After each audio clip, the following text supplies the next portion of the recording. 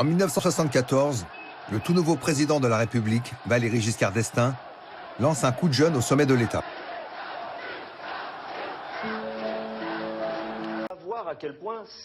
Les professeurs avaient l'habitude d'enseigner aux bons élèves dans le collège de Gaulle. Ils ont maintenant en charge tous les collégiens. C'est la découverte d'un monde qu'ils ne connaissent pas bien. Qu'est-ce qui se passe? Il y a plus de recettes que de dépenses. Non, il y a plus de dépenses que de recettes. Ouais. Comment ça s'appelle? Un budget où il y a plus de dépenses que de recettes. Vous avez déjà expliqué ça. Dépensable. T'es sûr? C'est un budget en déficit. De plus en plus, je me heurte d'abord à l'impossibilité de faire de l'histoire. Bon, alors j'essaye d'en faire parce que sinon, vraiment, c'est complètement écœurant, quoi. Et sinon, maintenant, je me heurte à des problèmes de langage. On pose des questions, des fois, qui me surprennent complètement, quoi. Par exemple, ainsi. Qu'est-ce que ça veut dire, ainsi? Alors moi, je suis pas formé pour ça, hein, je suis désolé, mais... Les profs sont face à un nouveau défi. Un enfant sur 3 a des difficultés en 6e. Les circulaires ministériels conseillent d'adresser les élèves dits en retard à des cours de soutien, après la classe, et de continuer à enseigner pour ceux qui suivent. Professeur à l'époque, c'est être partagé. On voit bien qu'une partie des élèves qui entrent au collège à partir des années 75, ils entrent en fait dans un établissement qui n'a pas été pensé pour eux. On est encore dans un système davantage conçu pour trier et sélectionner les meilleurs que pour faire réussir la masse des élèves. Un tiers des élèves sortent toujours du collège sans diplôme. Un résultat qui ne choque pas tant qu'il y a du travail pour tout le monde. Mais au milieu des années 70, la France plonge dans la crise. Les fermetures d'usines sont quotidiennes. En 5 ans, il y a 1 million de chômeurs. Les jeunes peu qualifiés sont les plus touchés. 1 sur 5 ne trouve pas de travail. Pour les profs et les élèves, cela va tout changer. Et je ne suis pas sûr pour autant que s'il accède en 4e, puis bien sûr, évidemment, à l'ancienneté en 3e, je ne suis pas sûr pour autant que ce garçon-là, il sera intégré au système scolaire. Plus les emplois sont rares, plus la compétition s'installe au collège. Une étiquette colle alors à la peau de ceux qui ne suivent pas. L'échec scolaire, avec une menace, être orienté. Ils m'ont mis en fait dans une section qu'on appelle section mode, métier de la mode et du vêtement. Parce que j'aimais bien les vêtements et puis me maquiller. Autant dire que j'aurais jamais choisi ça toute seule. Et que là, vraiment, j'ai compris que c'était pas du tout fait pour moi, quoi. Qu'est-ce que tu voulais faire comme métier? Cuisinier. Et alors? Pourquoi t'es là? Je sais pas, on m'a mis là. Est-ce que vous avez l'impression actuellement que vous allez en trouver du travail? Est-ce que ça vous préoccupe déjà? Oui. Pourquoi? Vous êtes obligé de travailler dès maintenant? Oui. Parce qu'avec le chômage, non. Ceux qui sont orientés en professionnel ont maintenant le sentiment d'aller dans une voie de garage. Il paraît loin le temps où les élèves de 14 ans pouvaient être payés pour se former. D'autant qu'avec la crise, de nombreuses écoles patronales ferment. Ne pas aller jusqu'au bac, être en CAP ou en BEP, c'est voir son avenir s'assombrir.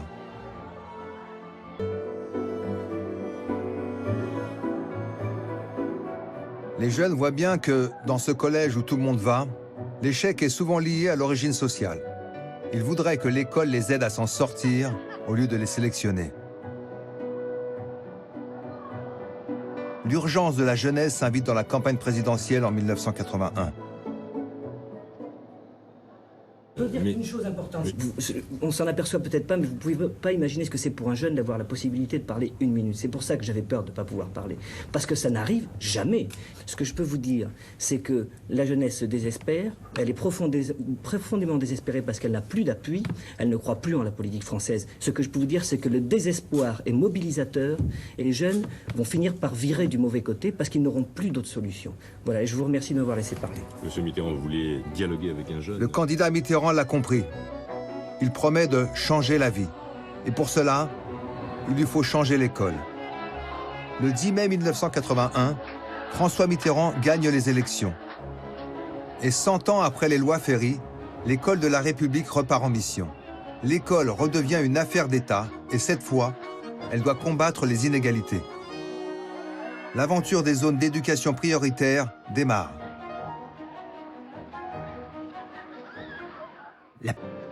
Dès la rentrée 1982, près de 400 zones prioritaires sont créées. Une ZEP, c'est un coin de France, à la campagne ou en ville, où des équipes d'enseignants volontaires s'engagent pour combattre l'échec scolaire. Dans ces écoles primaires, collèges et lycées, des profs lancent des centaines de projets, pédagogiques, artistiques, citoyens. Et au fil des années, une nouvelle façon d'enseigner se dessine. Des profs découvrent avec leurs élèves de ZEP ce que veut dire enseigner vraiment pour tous.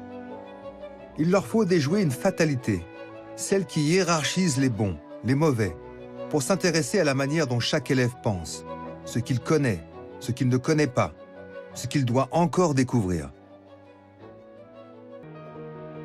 L'expérience des ZEP reste limitée. Les moyens ne suivent pas et les objectifs changent au gré des gouvernements. La Cour des comptes alerte. L'État dépense 2 fois plus pour les collégiens des beaux quartiers que pour les élèves des banlieues. Le mot ZEP devient même le symbole de l'école qu'il faut éviter. Des parents comparent les résultats des établissements. Certains se font stratèges. Ils placent leurs enfants parmi les élèves qui ont le plus de chances de réussir, dans le public et de plus en plus dans le privé. Mon père me payait l'école privée catholique pour pas me mettre à l'école de la cité, pour me donner plus de chance. Et donc j'étais le seul arabe de la classe, le seul. Et je mangeais du porc à l'école. Et ma mère, j'ai dit, mais maman, un chien du porc à midi. Elle me fait, chut, tais-toi. Fais comme les autres. Je te fais pas remarquer. Donc... En 1984, 1 million de Français descendent dans la rue pour ce qu'ils appellent l'école libre. La guerre scolaire est déclenchée quand le ministre socialiste de l'Éducation veut intégrer les écoles privées dans un grand service public unifié. Mais 2 Français sur 3 défendent l'enseignement privé. La réforme ne passe pas et le ministre démissionne. Tu sais qu'il y a un problème école privée, école publique C'est un petit peu la guerre entre les deux. L'État n'a pas le droit de prendre le monopole pour l'enseignement des enfants. Les parents ont le droit de choisir. Pour vous, c'est une question religieuse? Pas tellement, non. Non, pas tellement. C'est une question d'école, plutôt. Quelle école veulent les Français? La question devient cruciale en ce milieu des années 80, alors que seul un élève sur 3 atteint le bac. Dans toutes les familles, les discussions font rage. Faut-il défendre l'idéal d'une école pour tous ou faire le choix de la réussite individuelle de son enfant dans un monde de concurrence? Ces débats se retrouvent au sommet de l'État. Monsieur le ministre, bonsoir. Je vais me permettre de commencer par une petite lecture très courte. Rassurez-vous, ce n'est pas une dictée. Il se trouve que je suis parent d'élève et que j'ai reçu, il y a quelque temps, un tract publicitaire d'une officine commerciale. Et c'est titré « Pour développer l'esprit de compétition de votre enfant dès la rentrée ». De nos jours, sous un vernis social, l'école est un monde féroce, où la sélection est impitoyable. Seuls les meilleurs survivent, mais au prix d'une vive sélection. Pour relever ce défi, un enfant doit posséder une méthode de travail. Elle le préparera à conquérir le monde de demain.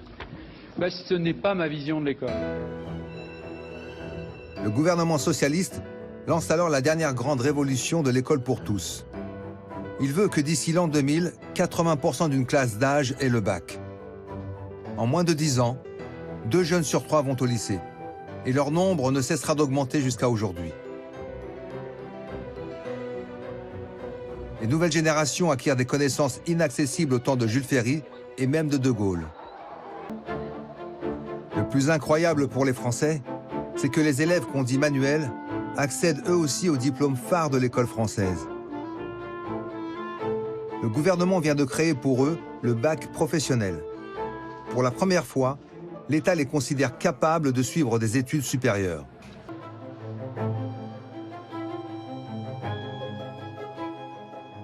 Bac en poche, les jeunes se lancent à l'assaut des études supérieures.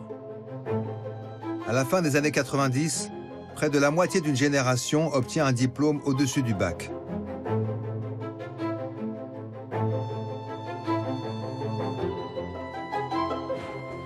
Au même moment, à Polytechnique, Sciences Po ou en classe préparatoire, les enfants d'ouvriers et d'employés sont moins nombreux que dans les années 60. Les filières d'excellence se referment. Il y a une certaine jeunesse qui est programmée, qui savent qu'ils iront en prépa, en classe préparatoire, qu'ils réussiront l'école normale supérieure, qu'ensuite ils passeront l'ENA, ou ils feront des carrières universitaires prestigieuses. Et puis il y a les autres qui ne savent même pas que l'école normale supérieure existe. C'était, je l'avoue, mon cas, j'avais aucune curiosité et je ne savais pas que ça existait. Ma fille, je l'ai mise à Henri IV en la pistonnant à fond, et mes 3 petits-enfants sont à Stanislas. Parce qu'il est évident qu'à Stanislas, c'est la promesse de la réussite. Parce que si vous entrez à Stanislas en 3e, en travaillant, vous avez une chance d'arriver en première à Stanislas, vous avez une chance d'intégrer une prépa à Stanislas, et que si vous regardez les classements à Polytechnique, c'est à Stanislas qui a le plus de classes d'entrée à Polytechnique. 150 ans après le début de l'école de la République, des mondes séparés demeurent. Quand débute le XXIe siècle, notre école se consacre toujours à la sélection des meilleurs. Mais les études internationales alertent. Dès la primaire, le système français creuse les inégalités. Dépêchez-vous, hein. Alors que c'est dans les pays qui sélectionnent le moins que les élèves ont les meilleurs résultats scolaires. Vous faites délicatement glisser l'équerre le long de la règle. Gardez votre équerre bien maintenu. Un tiers des élèves français sont parmi les meilleurs au monde, mais un quart se classe parmi les plus faibles. C'est au collège que les élèves ressentent le poids de ces inégalités. Les enseignants se retrouvent en première ligne. Ils ne peuvent à eux seuls endiguer les fractures sociales. Pour ceux qui n'ont que l'école pour s'en sortir, les espoirs se transforment parfois en immenses colères. En 2005, de Clichy-sous-Bois à Rouen, de Besançon à Bègles, des émeutes éclatent dans les quartiers populaires. Face à un ministre de l'Intérieur qui désigne une partie de la jeunesse comme de la racaille, les jeunes de cité réclament la promesse d'égalité apprise sur les bancs de l'école. Moi, je m'en... C'est un même désir d'égalité qui pousse les lycéens à se soulever un an plus tard contre le CPE, le contrat de première embauche et son salaire réduit. Qu'elle soit des banlieues ou pas, diplômée ou non, toute une jeunesse a compris que son destin sera moins bon que celui de ses parents. Les Français sont à la recherche d'une école qui tienne les promesses de la République. Cette demande des nouvelles générations est aussi forte que celle des parents de la Libération, qui rêvaient d'un avenir meilleur pour leur enfant. En à peine un siècle, les petits Français sont devenus des élèves à plein temps. Les copains, les devoirs, les rencontres avec les enseignants occupent toute leur enfance. Fatia, Wissem, Mohamed et Nasser, à tous on a trouvé. Ils comptent plus que jamais sur ce tremplin essentiel, parfois unique. Des premiers écoliers de l'école gratuite et obligatoire aux besoins des élèves d'aujourd'hui, l'école est devenue bien plus qu'une affaire d'État. Dans les moments de division, de tension, de peur, l'école où l'on va tous ensemble s'est imposée aux Français comme le pilier le plus sûr. Continuer à bâtir l'école pour tous est au cœur de notre avenir commun.